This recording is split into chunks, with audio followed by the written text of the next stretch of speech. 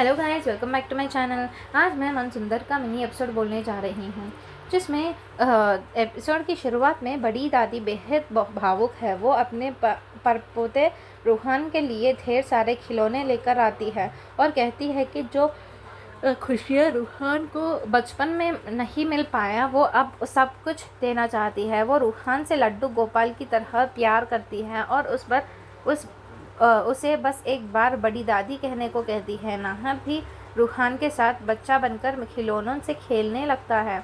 अग्नि जब रूहान को दिव्य बच्चा कहते हुए उसके सोने के समय की बात करती है तो नाहर उस पर बेहद गुस्से में भड़क उठा है। नाहर साफ कह देता है कि वो अग्नि की सारी चालाकी और पुरानी करतूतों को अच्छी तरह जानता है। वो कहता है कि अग्नि सिर्फ माधरा बनने की नौटंकी कर रही हैं ताकि जेल जाने से बच सके और रूहान को एक जरिया बनाकर लोगों से पैसे और फ़ायदा कमा सके। नाहर उसे चेतावनी देता है वो बहुत जल्द इस साजिश का पर्दाफाश करेगा और उसे घर से धक्का मारकर बाहर निकालेगा।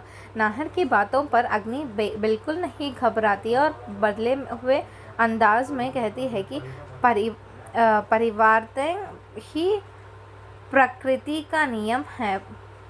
वो दावा करती है कि अब उसके मन में कोई ईर्ष्या या द्वेष नहीं है, बल्कि सिर्फ ज्ञान और भक्ति है और अब उसका कर्तव्य सिर्फ इस दिव्य बच्चे की सेवा करना है। रूहान जब खिलौनों से खेल रहा होता है तो अग्नि उसे प्रवचन याद करने के लिए ले जाने लगती है, पर रूहान और खेलना चाहता है।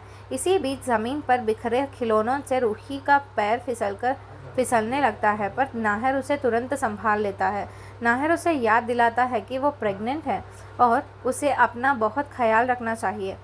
रूहान को खिलाने के लिए दादी ने मक्खन का भोग तैयार किया होता है। वहीं दूसरी तरफ अग्नि रूहान को प्रवचन के लिए फोर्स करती है, पर रूहान मना कर देता है। एपिसोड के आखिरी सीन में एक ढाबा दिखाई जाती है, जिससे देखकर डर लगता है कि कहीं इस बच्चे को कोई नुकसान ना पहुंचे और उसे खोलकर चेक करने की कोशिश की जाती है, जहां पर ये मिनी एपिसोड ख़त्म हो जाता है। अब अगला एपिसोड में क्या होने वाला है वो देखा जाएगा। तब तक प्लीज़ वेट वॉच एंड